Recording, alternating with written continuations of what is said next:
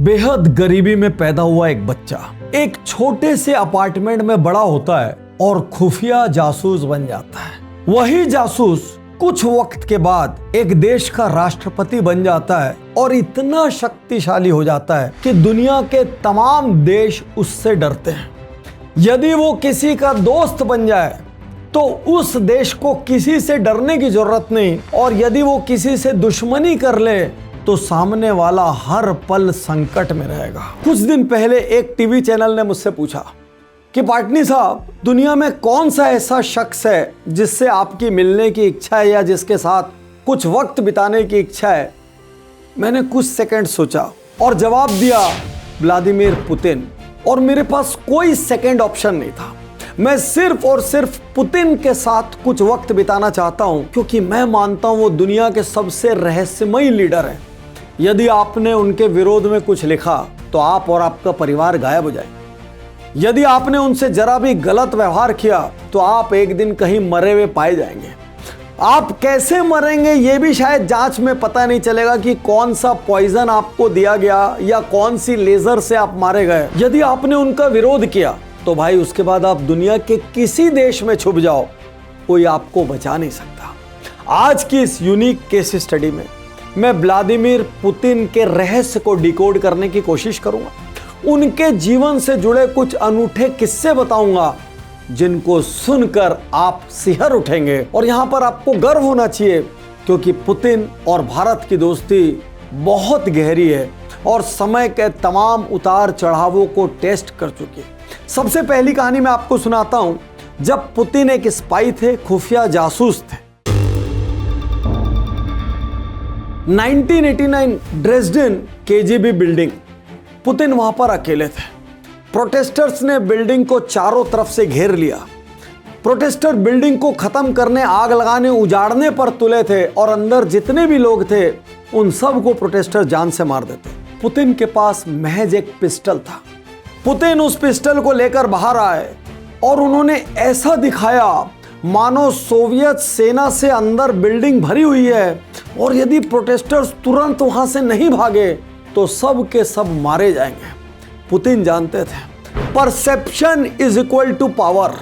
यदि आपका भय है, यदि लोगों को लगता है आपके पास शक्ति है, यदि लोगों को लगता है कि आप उनको नुकसान पहुंचा सकते हैं, तो वो हमेशा आपसे डर कर रहेंगे।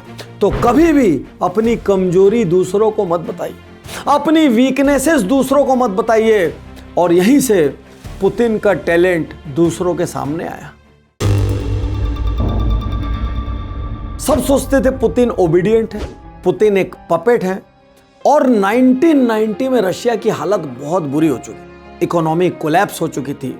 वहां के जो शासक थे, अलग अलग प्रांतों के तानाशाह थे, जमींदार कह लीजिए, उन सब ने जनता को लूट लिया था। जनता परेशान थी, त्राही त्राही थी, लोग भूखे मर रहे थे। ऐसे में बोरिस येल्त्सिन ने ओबीडिएंट मानकर 1999 में पुतिन को पावर दिया। सबको लगा पुतिन चुपचाप वही करेंगे जो येल्त्सिन कहेंगे, लेकिन पुतिन ने आते साथ अपनी लीडरशिप दिखाई। उन्होंने तमाम तानाशाहों को बुलाया और एक एक करके बात की। सबसे ये कहा, तुमने आज तक जितनी वेल्थ जमा की है वो तुम रख लो, लेकिन मेरी लाइन से हट जाओ, जनता को और परेशान करना बंद करो, नहीं तो मैं तुमको खत्म कर दूंगा। तानाशाह अपनी वेल्थ का कुछ हिस्सा भी देकर गए पुतिन को, और साथ साथ पुतिन के रास्ते से हटकर अपने अपने रास्तों पर निकल गए। पुतिन ने साइलेंस से, चुपके से वेल्थ भी कमा ली और सत्ता भी कमा ली। देश के नागरिकों को उन तानाशाहों से मुक्त भी कर दिया। दुनिया में इतने देशों की सरकारें गिरी, इतने पीएम प्रेसिडेंट आए गए, आखिर क्या कारण है कि पुतिन को 2 दशक से, यानी कि लगभग 20 साल से ज्यादा समय से कोई हटा भी नहीं पा रहा है। उनका कोई ऑप्शन भी नजर नहीं आता, उनका कोई विरोध भी नहीं करता। इसका कारण है पुतिन की ब्रूटल प्लेबुक। पुतिन सत्ता में रहने के लिए हर चीज कर सकते हैं जो आप कल्पना कर सकते। सबसे पहले absolute control over media. Putin की इच्छा के बिना आप पुतिन के अगेंस्ट, सरकार के अगेंस्ट, रशिया के अगेंस्ट एक शब्द भी नहीं बोल सकते। एक शब्द भी नहीं लिख सकते। और यदि आपने ऐसा किया तो आपका राम नाम सत्य निश्चित। Complete constitutional engineering. यदि किसी को हटाना हो तो संविधान में कई क्लॉज होते हैं। संविधान में कभी कभी यह भी लिखा होता है कि कोई एक प्राइम मिनिस्टर या प्रेसिडेंट 2 टर्म से ज्यादा नहीं आ सकता। पुतिन ने पूरे कॉन्स्टिट्यूशन को चेंज किया और उसको ऐसा बनाया कि जब तक पुतिन न चाहें उनको पद से हटाया नहीं जा सकता। Hardcore nationalism. पुतिन एक बात अच्छे से जानते थे, अपने देश की जनता को यदि मैंने खुश नहीं रखा, यदि मैंने उनको कुछ कोर मुद्दे नहीं दिए जहां पर वो यूनाइट हो सकें, तो ये जनता कभी ना कभी मुझे उखाड़ देगी। तो पुतिन ने तमाम टीवी से, तमाम प्रेस से एक नैरेटिव दिया कि वेस्ट रशिया को बेइज्जत करना चाहता है। दुनिया के तमाम देश मिलकर रशिया को नीचा दिखाना चाहते हैं। दुनिया के दूसरे देश मिलकर रशिया को टुकड़ों में तोड़ना चाहते हैं। और बस इसी नारे के आधार पर पूरी रशिया की जनता पुतिन के पीछे पीछे चलती है। उनको लगता है हमारा नेता शक्तिशाली है, हमारा नेता पूरी दुनिया से हमारे लिए टकराता है, पूरी दुनिया हमसे भय खाती है, इसीलिए रशियंस पुतिन की पूजा करते हैं।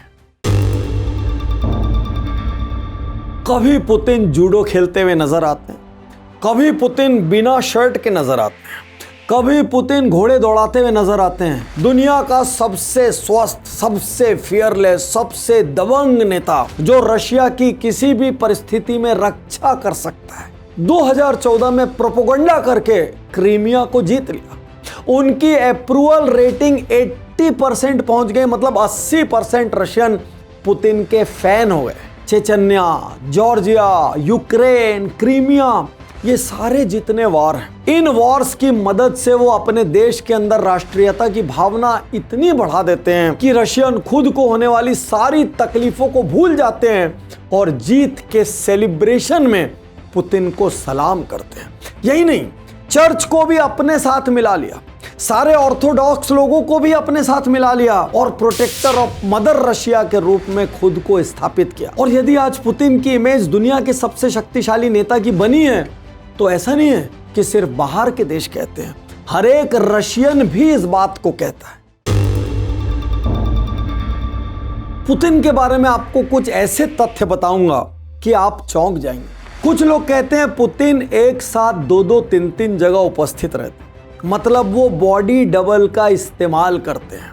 हालांकि इसके बारे में कोई ठोस प्रमाण नहीं है, और यह प्रमाण आते होंगे तो उनको दबा दिया जाता है। कभी खबरें उड़ती है पुतिन को कैंसर है, कभी खबरें उड़ती है पुतिन को पार्किंसन है, नर्वस डिसऑर्डर है, लेकिन उसके तुरंत बाद पुतिन एक दिन अपना सीना चौड़ा करके बिना शर्ट के नजर आ जाते घोड़ा दौड़ाते हुए, और एक साथ सारी अटकलों पर विराम लगा देते। कोई नहीं जानता पुतिन की शारीरिक हालत क्या है, पुतिन कितने स्वस्थ हैं, क्योंकि पुतिन के बारे में एक भी खबर बाहर नहीं निकल सकती।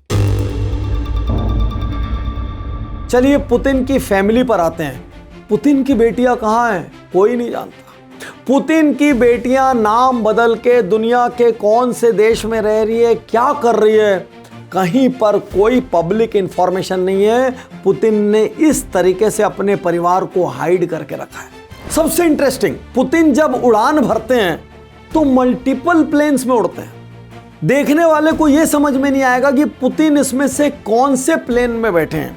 दुनिया के कई देश के नेता ये चीज गाड़ियों के साथ करते हैं कि गाड़ियों के काफिले में वो कौन सी गाड़ी में शायद आप पता न लगा पाए, लेकिन प्लेन ये सिर्फ व्लादिमीर पुतिन कर सकते हैं। पुतिन इतने बुद्धिमान हैं, वो कभी अपनी संपत्ति अपने पास नहीं रखते। अलग अलग तानाशाह, अलग अलग छोटे छोटे राजा, अलग अलग छोटे छोटे जमींदार, जिनको रशिया में ओलिगार्च कहते हैं, वो सारे के सारे लोग पुतिन की वेल्थ को होल्ड करते हैं। दुनिया के अलग अलग देशों में होल्ड करते हैं ताकि अचानक सैंक्शन लग जाए तो रशियन इकोनॉमी कोलैप्स ना हो। अजी अमेरिका ने अपनी जान लगा दी। दुनिया में तमाम किस्म के जितने सैंक्शंस हो सकते थे रशिया पर डाल दिया। रशिया क्या करता है, अपने 2-3 दोस्तों को इतना क्लोज रखता है कि इन तमाम सैंक्शंस के बीच भी वो उनके साथ खड़े रहते हैं। दूसरा, रशिया का भय कैसे फैलता है। रशिया कहता है यूरोप, यदि मैं तुमको गैस देना बंद कर दूं तो तुम सर्दियों में खत्म हो जाओगे। इसीलिए यूरोप को न चाहते हुए भी रशिया को सलाम करना पड़ता है। अपनी इकोनॉमी को स्टेबल करने के लिए रशिया ने ऑयल को वेपन बनाया, रशिया ने गैस को वेपन बनाया और रशिया ने वेपन्स का भी सबसे बड़ा बाजार खड़ा किया।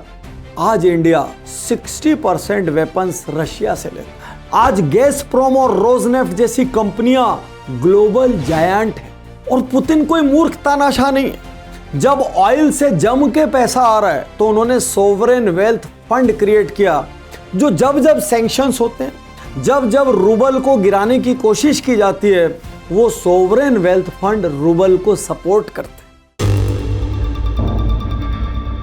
पुतिन ने देखा ये वेस्ट हमको खत्म करने के लिए कुछ भी कर सकता है, तो पुतिन ने अपनी नजर गड़ाई क्या क्या चीजें इंपोर्ट होती है और पुतिन ने देशवासियों को एक मिशन दिया कि हमको धीरे धीरे इंपोर्ट का डिपेंडेंस कम करना है, क्योंकि ये वेस्ट कभी भी हमको फांसी लगा सकता है।